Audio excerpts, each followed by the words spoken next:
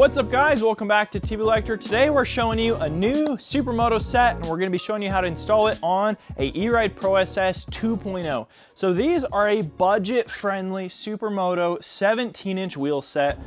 And this is going to be compatible with a Suron Light BX, a Reroad R1, 79 bike Falcon Pro, Falcon GT, E-Ride 2.0, E-Ride Pro S. Those are the bikes basically that this is compatible with. And so we're going to do a video installing them on all those different bikes so you guys can check it out. But if you guys are interested in this set, they are available at TV Electric. They're very affordable and we have tons of sets in stock shipping right when you order them. So let's talk you through these. So they come with tires mounted, they come with rotors on, they come with a sprocket. However, depending on what bike you're installing them on, you actually have to swap your rotors and swap your sprocket for the stock ones that came on your bike. So just keep that in mind. You also have the ability in the future to run wider tires than they come with. They come with a fairly small size, which is still gonna work great.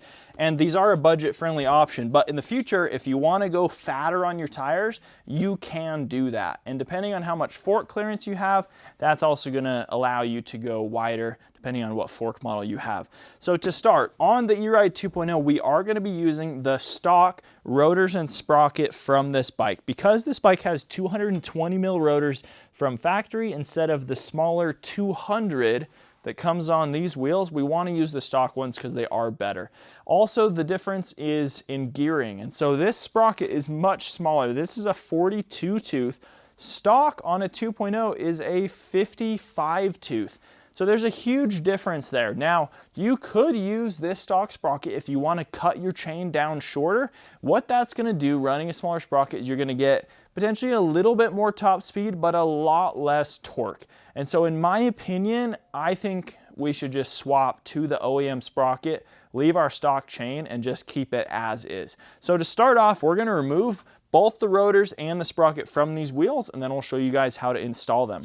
All right, so to remove our stock sprocket, we need a 6 mil Allen, and these guys are usually pretty dang tight. Oh, that wasn't too bad. Good. So just gonna break all these loose, and I'm gonna get my drill out, make it a little bit easier. If they're real tight, you don't wanna be using the drill because you could strip it out or break your bolt. So now that all those are broken free, that one's a little more snug. I'm just gonna keep doing it with this. Okay, that's loose enough that I feel confident in the drill. Pull that out.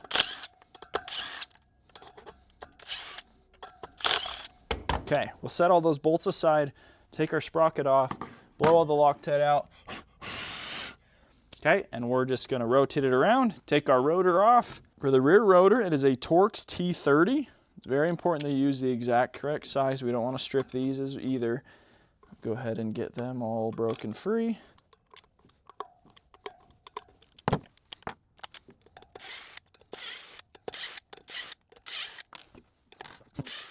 Okay, we'll set that aside. We're not going to be using that. Let's go to the front. Now the front is a smaller Torx T25. Oh, a little tighter.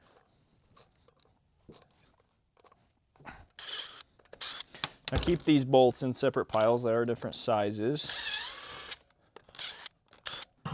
All right. Okay, now our wheels are prepped and ready to go on. Let's start with the front. Just gonna position the bike so that the front wheel will come off the ground once we get her loose. On this particular fork, we have a Fast Ace on our 2.0. These are the pinch bolts at the bottom of the fork. We're just gonna loosen both of them. There should be two on each side. You don't need to come out, you just need to loosen them up. Same on the other side. Okay, once those are loose, we can go ahead and put an 8 mil Allen in there. We're gonna pull this end cap off of our axle. Pull that out, and then our axle should just slide out. We'll tip the bike back. Once this wheel's out, it'll stay like that. Just leave our axle there. And now we can take our wheel up here. Let's get rid of our back wheel for a second. So now when you remove our rotor, put it over here.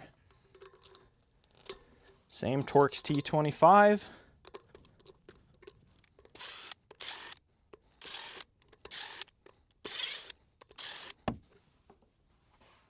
Put it straight over to here.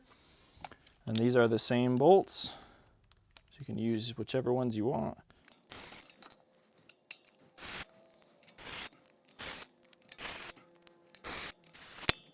I'm going to go in a star pattern as you tighten them up. Help center the rotor. And we're just going to torque them by hand. We don't want to go too tight with the drill. Go snug. I guess that thing was on its last legs. That wasn't even that tight. The whole thing's resonating. It's vibrating. I heard that. That was wild. Okay, Did well. Really just snapped that thing? Yeah, it's a pretty cheap one. Oh, yeah, it did. We have more, so. All right.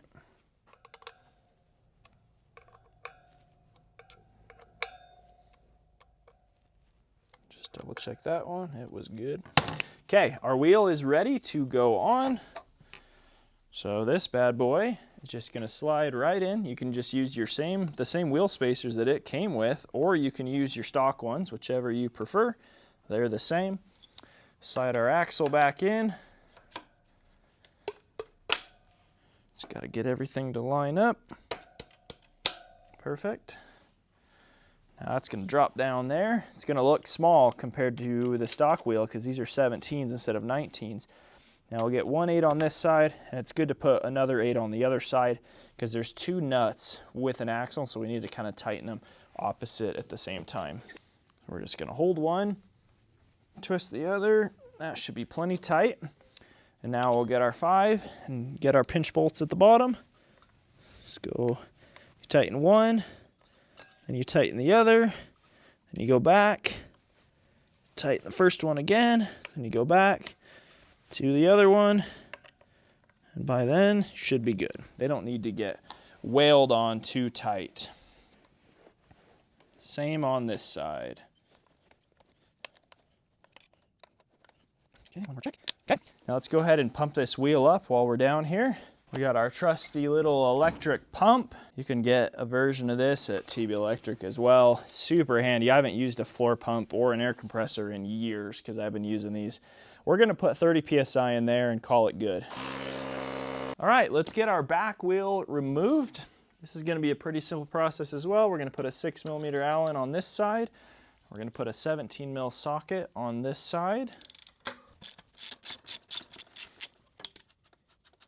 Take the nut off, and then depending on how loose your chain is, I don't have a ton of play, so we're gonna loosen these axle blocks with the 10mm wrench here. We loosen those. We have a lot of room. Is that the loosey? Oh yeah. Go that way on there, and then we're just gonna turn it this way, which is gonna loosen our wheel in there, and that'll allow us to get our wheel in and out and have a lot more play on our chain. We'll do the same thing on the other side. You actually go the same direction. It seems counterintuitive to loosen it, but it's because they're facing opposite ways. So now once we have that, we can push our axle out, pull it straight out through. On an E-Ride, you're gonna have this little spacer that sits right inside right here. So just keep that in mind when you put it back in. We can just pull this off for now. Now once our axle's out, which it is, now we need to get our chain off. So I like to just pull it to the side here, and this guy will just slide out. It's kind of hooked on our rotor here. Come look at that. This guy's hooked on there. You got to kind of fold it off and then it will come out. Now let's go ahead and transfer our sprocket and rotor over to the new wheel. So this is going to be the same Torx T30 that we used on the back, the new back wheel. E-Ride doesn't get their bolts very tight. Barely breathing on these things, pull them off. Move that to the new wheel.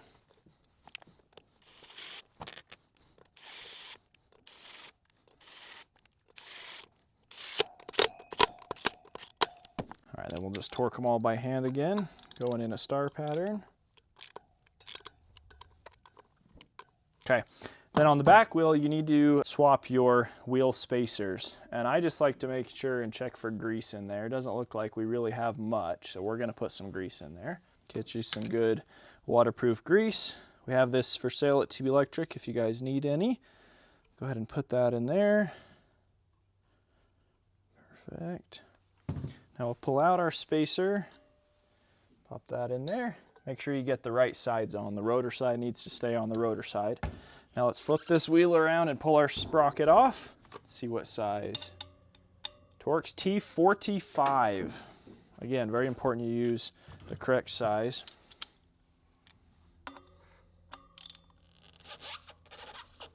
Well, they torqued their sprocket, but not their rotor. Okay, 1, 2, 3, 4, and 5.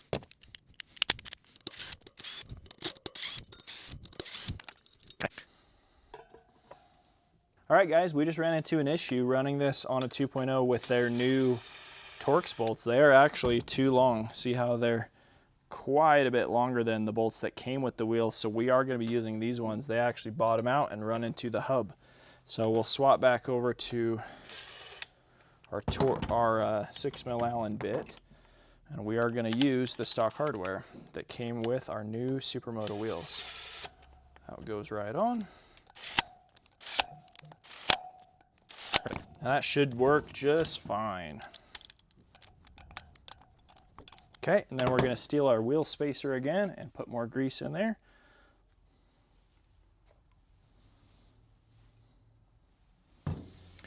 Pop this out, put that in there. Okay, let's go put this on the bike. Okay, so the way I like to do this, in my opinion, the easiest way is to grab your brake, bring it back here to the back, slide your rotor on, okay, and then you hook this on right there. It'll sit in its little groove. Then it has to slide. See this little notch? There's a little notch on the swing arm that has to go into. So you have to rotate it as you slide it into the wheel. There we go. That's perfect. Now we'll take our axle, slide that through there, make sure that is facing forward, push this all the way through, and then come around to the other side. And this is super easy. We'll put our chain on, and then see how we have this play to slide that forward and back? We'll just pop our chain on. That should fit pretty easily. Yep. Now we can slide that on there, put our little washer there, put our nut back on.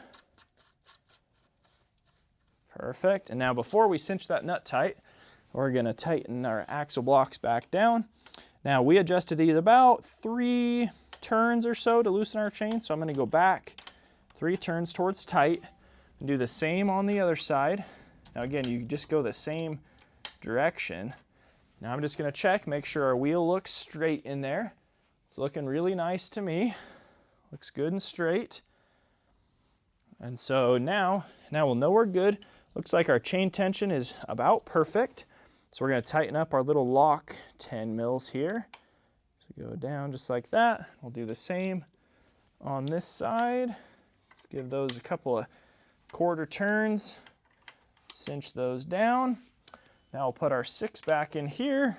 Take our 17 back on here. And we're going to cinch this baby down. Now while you're tightening this down, it's important to just check your chain tension one more time. Make sure it's not too tight. That is just golden right there. Sometimes when you tighten these down, they get tighter as you do it, and so sometimes you can tighten these to where it feels good, but then as soon as you cinch your axle, it gets too tight and you have to go back and loosen it. But we're good there. Our bolts have plenty of clearance, even though they have a slightly larger head on them than before. I think we are good to go. So look at that. Supermoto's on the 2.0. That's a good looking rig right there. This thing's gonna be sweet. So if you guys are interested in these Supermotos for the 2.0, or again, the Re-Road R1 Plus, like you see right here, the Sur-On Lite BX, and a few other models such as the 79 bike models, check them out at TB Electric. There's links down in the video description. I'll also include links to the other install videos for each one of those bikes so you guys can check it out if you have a different bike model. Thank you guys so much for watching. As always, hit that subscribe button if this was helpful, and we'll catch you next time. See ya.